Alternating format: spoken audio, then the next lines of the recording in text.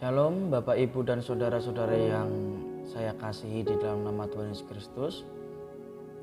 Pada kali ini kita akan bersama-sama mempelajari firman Tuhan yang saya beri judul Roh Tuhan ada di dalamku. Ada beberapa teori begitu ya yang dihasilkan dari penafsiran firman. Ada yang berpandangan bahwa di dalam manusia ada dua hal, yaitu manusia sebagai daging, jasmani, tubuh, kemudian ada roh. Nah, ini disebut dikotomi. Ada juga yang memiliki pandangan bahwa di dalam diri manusia ada daging, jasmani atau tubuh, kemudian ada jiwa dan ada roh. Ini disebut trikotomi. Tetapi saya tidak berkutat di situ.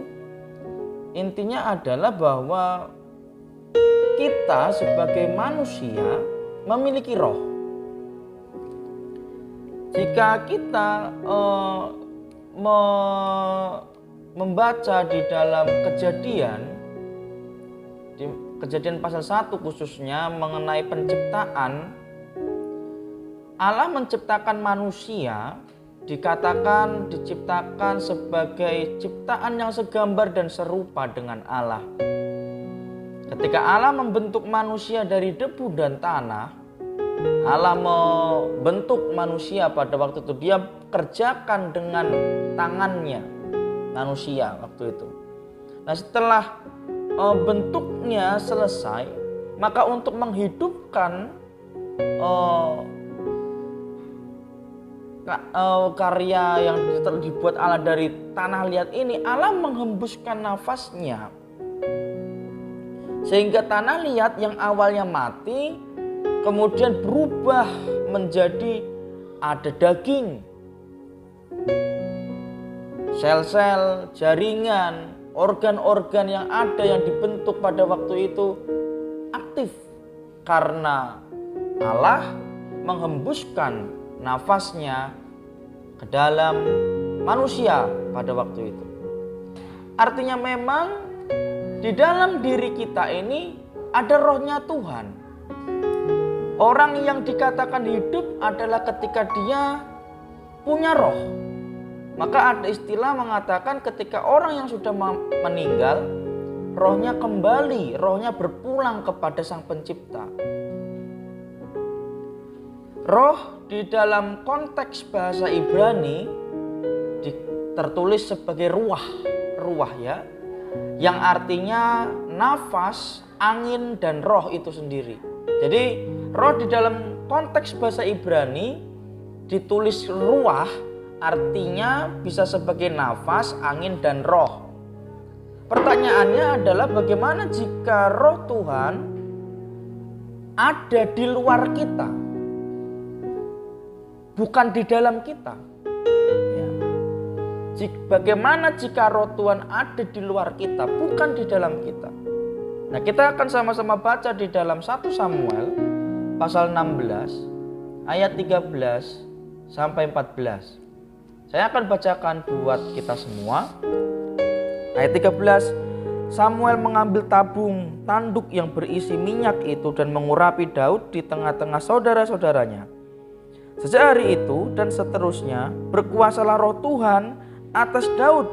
Lalu berangkatlah Samuel menuju Rama. Ayat 14, tetapi roh Tuhan telah mundur daripada Saul dan sekarang ia diganggu oleh roh jahat yang daripada Tuhan. Wow, ada satu kontradiktif antara ayat 13 pasal 16 dan ayat 14 pasal 16. Di mana di ayat 13 ada satu peristiwa di mana Allah mengurapi, sedangkan di pasal 14 justru roh Allah mundur. Saya akan menjelaskan mengenai runtutannya begitu Bapak Ibu. Pada waktu itu Samuel diminta Allah untuk mengurapi seorang raja untuk Israel. Nah pada waktu itu Allah memilih Saul dan Samuel akhirnya mengurapi Saul. Dan hanya ada 3 pasal yang menceritakan tentang kehebatan dari Saul begitu ya. Hanya 3 pasal saja yang menceritakan tentang kepahlawanan Saul, tentang pemerintahan Saul. Pada waktu dia masih diurapi atau roh Tuhan ada di dalam dia. Kemudian di masa yang selanjutnya, waktu selanjutnya di pasal 16 justru Samuel diminta Allah lagi untuk mengurapi seorang raja menggantikan Saul. Pada waktu itu Samuel datang ke keluarga Isai dan di sana terdapat banyak anak Isai. Tetapi anak yang pertama sampai yang ke-6 bukanlah pilihan Allah, melainkan anak yang terakhir yaitu Daud, yang seorang gembala, kemudian paling muda dan tentu paling kecil pada waktu itu. Tetapi justru Allah memilih Daud untuk diurapi oleh Samuel menjadi seorang raja bagi Israel. Nah, di ayat 13-14 inilah kita dapat mengetahui bahwa ketika roh Tuhan itu mundur atas hidup kita, Allah akan mencari orang untuk menggantikan. Menggantikan dalam hal mengerjakan pekerjaan yang Tuhan kerjakan bersama manusia. Nah, roh Tuhan berkuasa memiliki makna seperti seseorang yang menyerang untuk menaklukkan sesuatu. Ya. Roh Tuhan berkuasa memiliki makna seperti seseorang yang menyerang untuk menaklukkan sesuatu.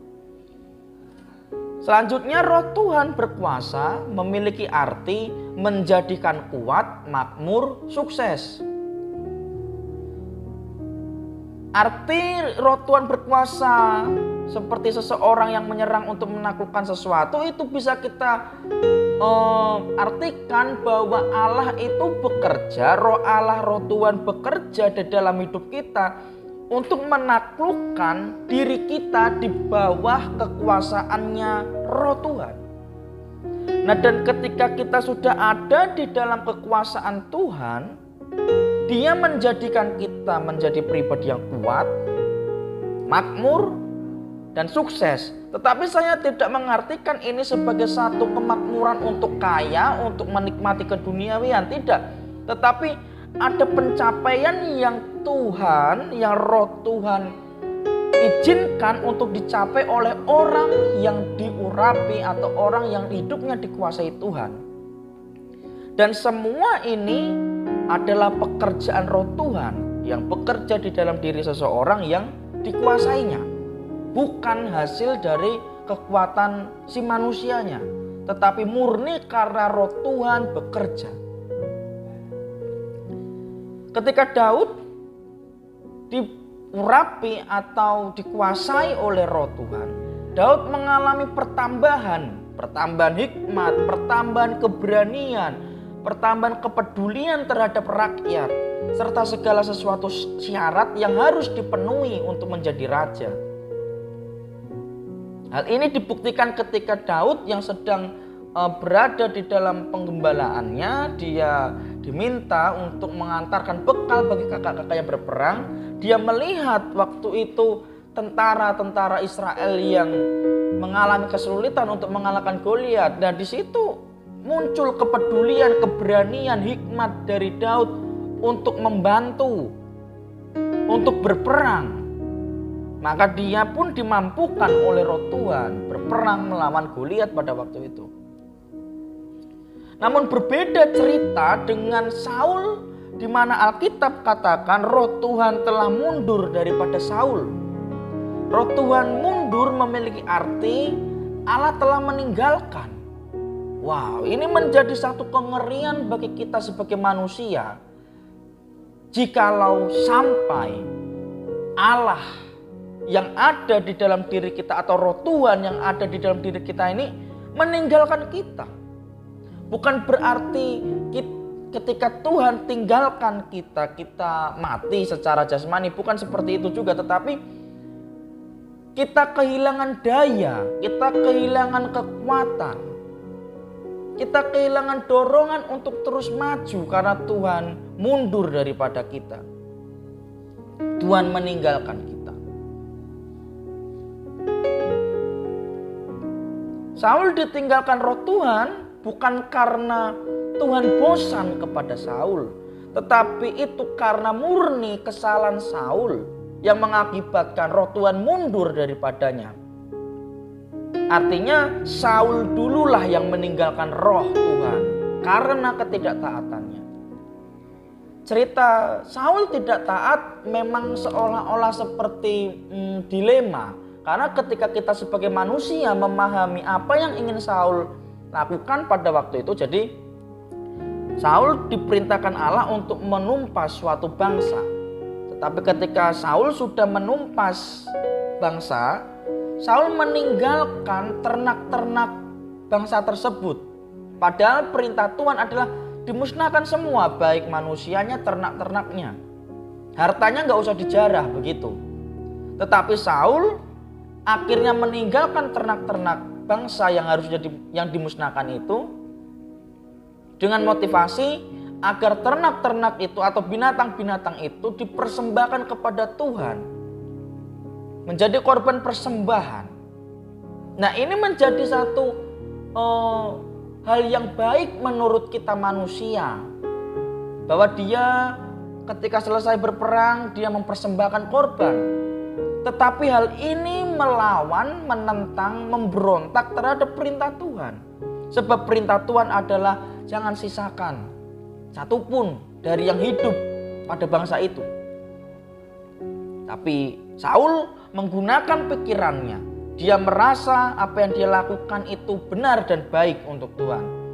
Ini menjadi satu simbol ketidaktaatannya. Dan roh Tuhan pun meninggalkan dia. Ini menjadi konsekuensi bagi orang yang tidak taat. Lantas apa bedanya dengan Daud? Daud juga melakukan dosa. Perbedaannya adalah ketika Daud melakukan dosa, ya, dia mau kembali kepada Tuhan.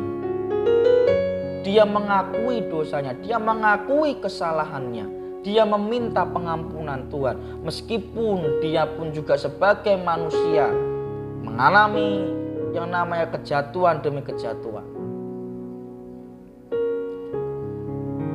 Hal yang terjadi ketika roh Tuhan meninggalkan kita sebagai orang percaya, satu, kita mati secara rohani.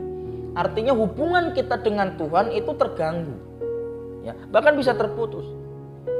Roh jahat menguasai kita, ya, karena ketika roh Tuhan tinggalkan kita, ada kemungkinan bagi roh jahat untuk memasuki kita, untuk menguasai kita.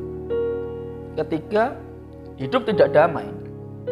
Keempat, hidup menjadi kacau. Sama seperti Saul di akhir kehidupannya, di mana awalnya dia menjadi raja yang dipakai Tuhan, tapi di akhir hidupnya karena roh Tuhan meninggalkan dia, hidupnya tidak damai, hidupnya kacau. Bahkan dia melakukan satu kerjasama dengan petenung, dukun, ya, orang yang dikatakan punya kesaktian pada waktu itu, ilmu magis, magic begitu ya, kuasa kegelapan, di mana dia ingin membangkitkan Samuel, dan pada waktu itu iblis menyamar sebagai Samuel.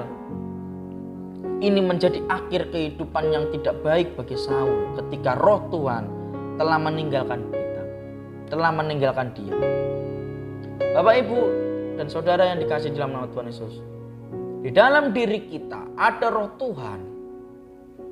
Di dalam perjanjian lama memang orang yang diurapi, yang dikuasai oleh roh Tuhan adalah orang-orang pilihan. Tetapi di dalam perjanjian baru ketika Yesus meminta kepada Bapa agar mengirim Roh Kudus, maka Roh Kudus itu mendiami hati hidup setiap orang yang percaya kepadanya. Itu menjadi anugerah bagi kita sebagai orang percaya, di mana Roh Kudus diberikan, dicurahkan kepada kita. Artinya di dalam diri kita ada Roh Tuhan. Nah, bagaimana cara supaya Roh Tuhan tetap tinggal di dalam kita? Izinkan Roh Tuhan itu tinggal di dalam kita. Berikan izin. Jangan tolak dia untuk ada di dalam kita. Izinkan Roh Tuhan menguasai, mengatur, menuntun, menentukan hidup kita. Bukan apa yang kita mau, tetapi biarlah apa yang Roh Tuhan itu mau yang terjadi dalam hidup kita. Dan ini memang kita perlu belajar. Ini memang kita perlu berdoa. Agar apa? Agar Tuhan memampukan kita. Agar apa? Agar kita bisa menundukkan diri kepada Dia. Oleh karena itu motivasi kita untuk dikuasai oleh Roh Tuhan bukan karena Roh Tuhan itu menjadikan kita kuat, makmur atau sukses. Biarlah motivasi kita dikuasai oleh Roh Tuhan karena kita mau. Karena kita memang tulus menyerahkan hidup kita untuk dikuasai oleh Tuhan. Kita tulus menyerahkan hidup kita untuk supaya kuasa Allah itu bekerja. Kuasa Allah itulah yang dinyatakan untuk kemuliaannya Tuhan. Jadi Bapak, Ibu, dan saudara-saudara yang saya kasihi, mari kita hidup di dalam kuasanya Roh Tuhan. Sehingga kita bisa menjalani kehidupan kita di kehidupan yang sekarang ini tentu dengan kemampuan yang Tuhan berikan. Tentu dengan juga kuasa dan rencana yang telah Dia tentukan bagi hidup kita. Kiranya firman Tuhan memberkati kita semua.